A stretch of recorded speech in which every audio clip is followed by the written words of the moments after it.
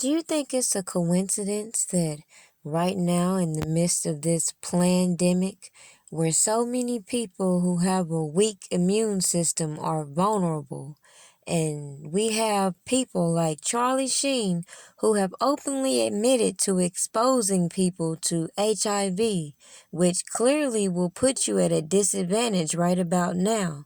But we have this trial with Robert Kelly going on, and all these allegations that have been in public spotlight for 20 some odd years. The government wants us to believe that Robert Kelly is the head of this RICO enterprise. However, we all have witnessed so much that would dispute that, and even the testimony from these star witnesses let us know that obviously a lot of these people thus far have admitted Robert Kelly did not order them to do anything. Make sure you like this video, share it, and subscribe. I find it so interesting watching these industry puppets continue to feed this narrative how Robert Kelly is just considering himself this musical genius. Like this isn't something that has been pumped out there for so many years. But now that they want to turn the public against him, I guess all this is just in his head. And the fact that all these people had no problem with him up until 2018. But let's not pretend like Robert Kelly is this predator, this monster, when at the end of the day, women have been exploited for so long. And it didn't start with Robert Kelly and will not end with Robert Kelly. Watch this. Throughout the music video era, we saw several transitions. We were growing as a culture.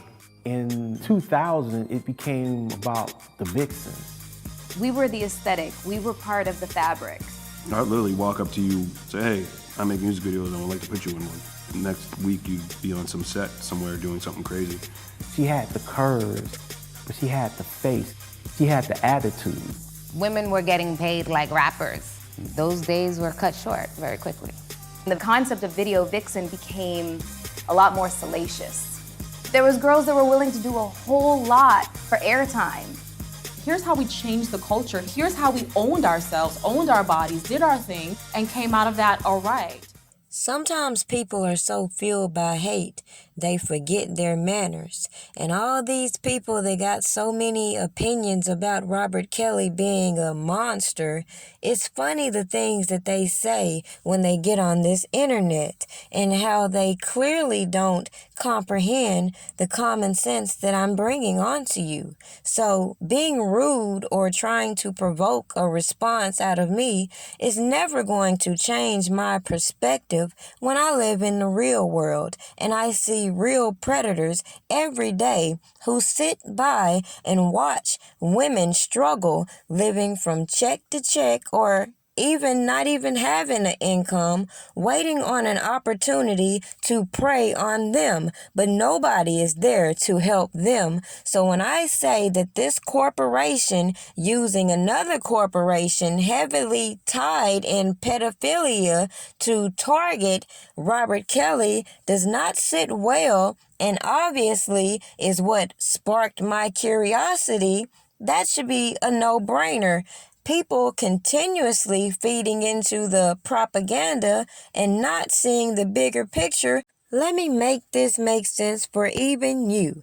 Let's take my job, for example. When people come in now with an attitude and have so much to say about the corporation that I work for, it's not going to change my perspective because at the end of the day, the corporation that I work for enables so much dysfunction that it really doesn't bother me if their consumers have a problem with their policies. So with that being said, even when it comes to the corporation trying to silence their workers and continue to enable the problems within the corporation, people fail to realize that they still want to make a good impression upon the public. So to sit here and think that these people teaming up with these so-called activists is going to change a perspective in the Black community, when at the end of the day, if we're talking about accountability, the first people on the list to take accountability for the dysfunction in the Black community and the predator behavior we see in the Black community is these big corporations profiting off of this dysfunction. And then you have corporations such as the job that I work for that will try to come up with these social media policies to keep you quiet and manipulate you instead of paying you what you are earned. And then your people, the people that look like you, will watch you try to pursue your dreams, watch you struggle, not try to help you at all, but then when you become a success, they want to come around talking about cousin. And as we see with Robert Kelly, these same people that are in and out of his life are the same people causing so much chaos.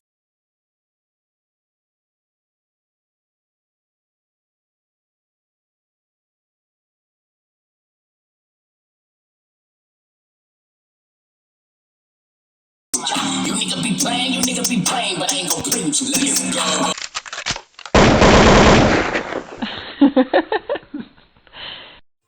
I find it interesting they made it a point to make it known that when people like Demetrius Smith get on the stand to testify, their immunity does not cover any perjury. So as I continue to listen to the breakdown, I find some interesting things. Like many of these statements that have already been said on this witness stand, mimic things that were put in this Vibe magazine. And as we know, the same person that was employed by this company was behind this surviving R. Kelly. So that should come by no surprise. Now, we've already heard quite a few discrepancies, and the major thing that I wanted to bring to your attention from Demetrius Smith, since he's continuously doing these interviews and even trying to rehash his previous book, these people in the courtroom mentioned a name, Tyree Jameson, and I found it quite interesting that this bodyguard was accused of assaulting a 22-year-old around the same time this whole marriage certificate idea was contrived. See, the media won't tell you all angles of the stories they put out. They will just put things out to make Robert Kelly look like the villain and never contribute the fact that some of the things that these women are saying, as I have said, could have been taking place with people within his camp. And because of these alleged non-disclosures, they were hiding behind this man's name, this man's brand, to keep these women silent. But when all this stuff comes to light and all this hypocrisy is shown, and how all these people want to say that we are enabling this man's behavior because we don't see anything wrong with the things that they brought mainstream, however, we do see a trail of evidence that would lead one to believe the real enterprise is hard at work trying to keep these bullshit narratives going. Can you really believe everything you see? In an age of technology where everything can be manipulated, I would implore you to do a little more research when things are presented to you. Because as we see with these witnesses, their statements are all over the place. And one thing for sure and two things for certain.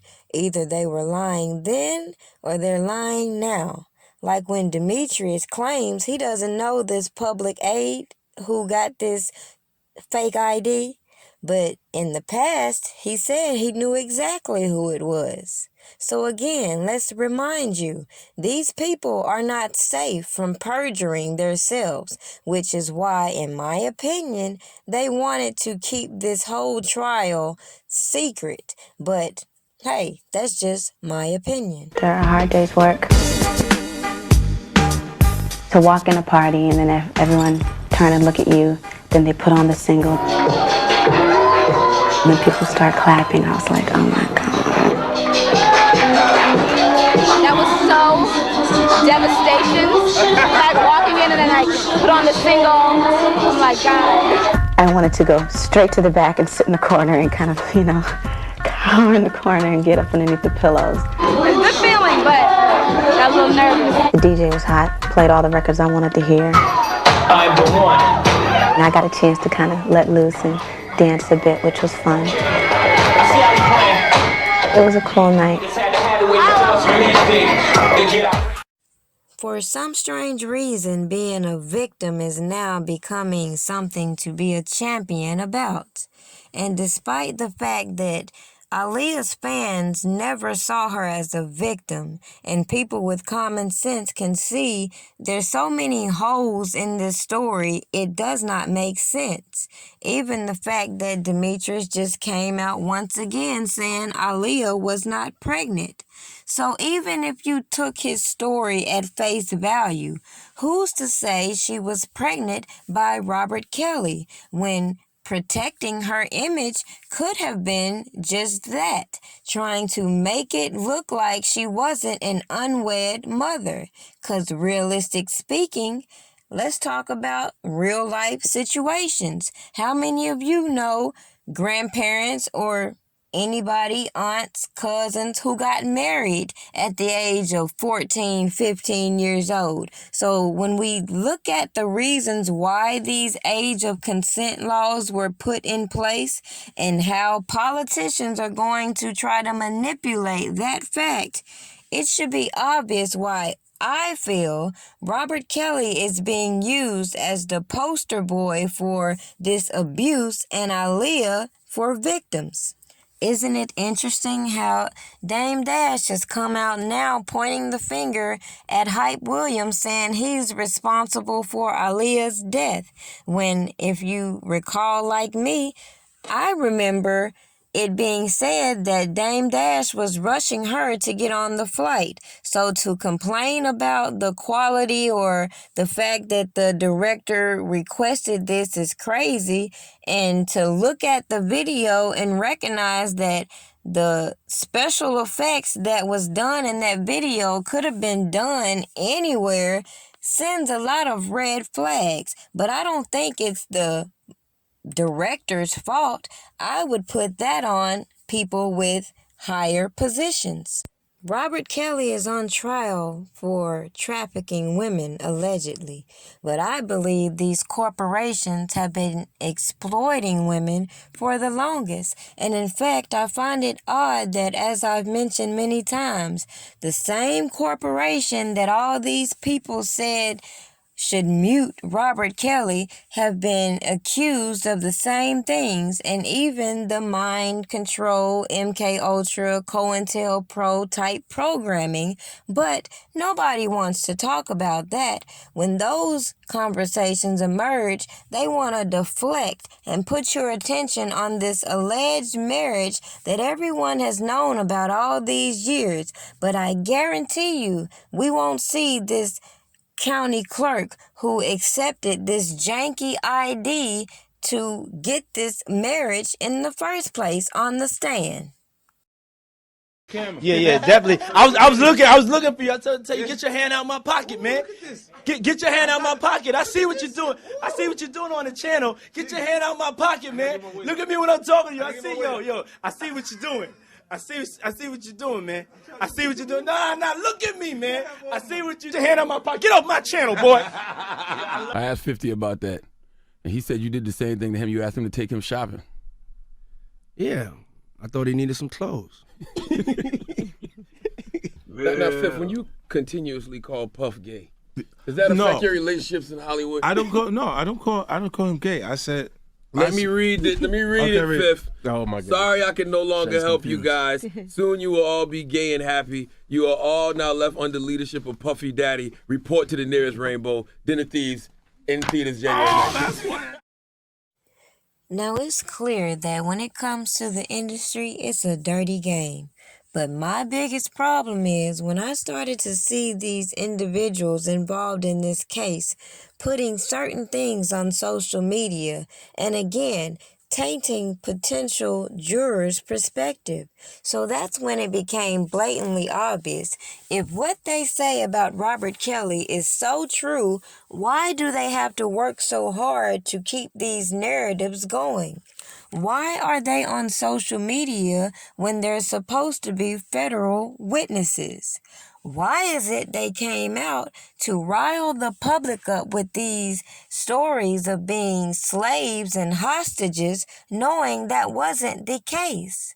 Because, as I pointed out, it was all manipulation, strategic, a way to get the public involved because they knew they had no cases individually. So teaming up with these janky-ass people via the social media, they felt like they had a better chance with this case. But let me repeat, if what they say about Robert Kelly is so true, the evidence should be there to prove their point. But instead, we have all these people on social media still pumping out the propaganda and not recognizing when they do stupid shit like this that makes people like me say, well, how do we even know Robert Kelly signed these documents when stupid people like this have all these documents with different signatures on it? Make that make sense. Now, it didn't take long, as I mentioned before, for me to realize there's people playing both sides of the field. And there's people that were clearly involved with being part of the problem that also wanted to be part of the solution as well. But game recognized game. And as I said, these allegations against Robert Kelly do not seem to be true. However, it is my right to give reasonable doubt and demand that the court prove his guilt and not be entertained by the shenanigans of the people spreading the propaganda, nor feel the need to justify my God-given rights to people who want to be brainwashed and not use their own common sense. Now, according to Demetrius Smith, following getting this janky-ass marriage certificate for Aaliyah, he sent it over to Barry Hankerson, and then it popped up in all these magazine articles, Vibe in particular. Is that coincidence? What do you think about this same individual, Dream Hampton, teaming up with Tamara Simmons to come out with this surviving R. Kelly to put the same allegations we've heard all these years back in the public forefront, just to initiate these manufactured charges? I think it's becoming clear that we see some predators out here, but I don't think it's Robert Kelly. I think it's these people fighting for power and control of this man's estate. What do you think? Leave your comments below. Don't forget, like and share. Have a good day. Lord, please forgive me how I'm living. I was born to drive a whip.